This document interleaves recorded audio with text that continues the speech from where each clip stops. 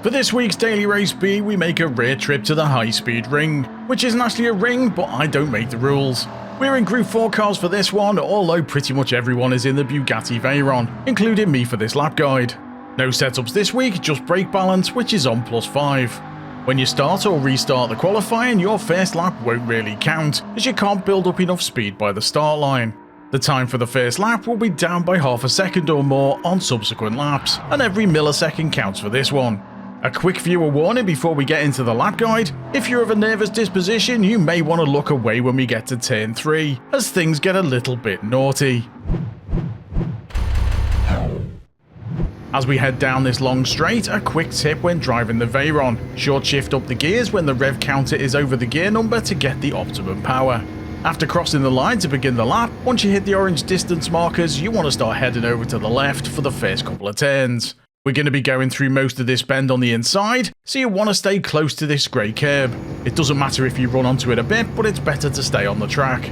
Once you get to this point where the tyre marks meet the curb for turn 2, you'll need to add a bit more left steering input as you pass the apex, and then you want to follow the tyre marks over to the right.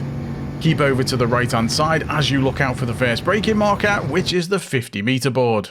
This turn I'm calling Controversy Corner, or Controversy Corner depending which side of the Atlantic you're on. Even though wall penalties are on for this circuit, you can skim the barrier on this turn and get away with it. A full-on wall ride will still get you punished though, so it's best to use it as a safety net rather than a strategy. You want to get right onto this green border and brake just before the 50 board. Ideally, you want to be catching the dip on the apex where the green border meets the track, as this will help you turn in, and then try and follow the white line through the turn. You'll be taking the corner in 5th gear. On this lap, I take the naughty route and stay inside the white line, skimming along some of the barrier, without going into a full-on wall ride. Once you exit the corner, head over to the left side for the next braking point, which is where the barrier changes colour.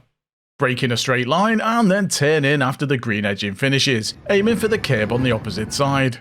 I'm looking to hit the apex of this bend opposite the orange barrier on the far side of the track. I'll be shifting up to 4th around this point too, and building the power as I exit the turn.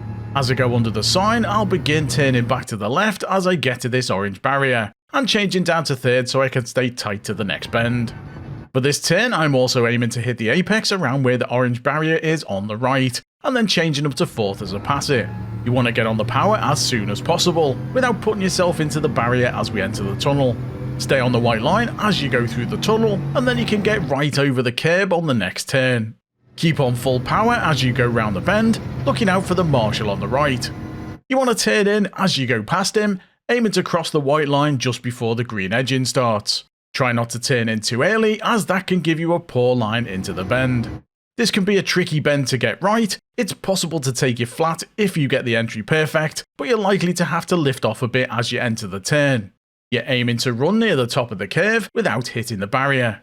If it looks like you're going to hit it, then lift off a bit more, because you'll end up sticking to it and picking up a wall riding penalty.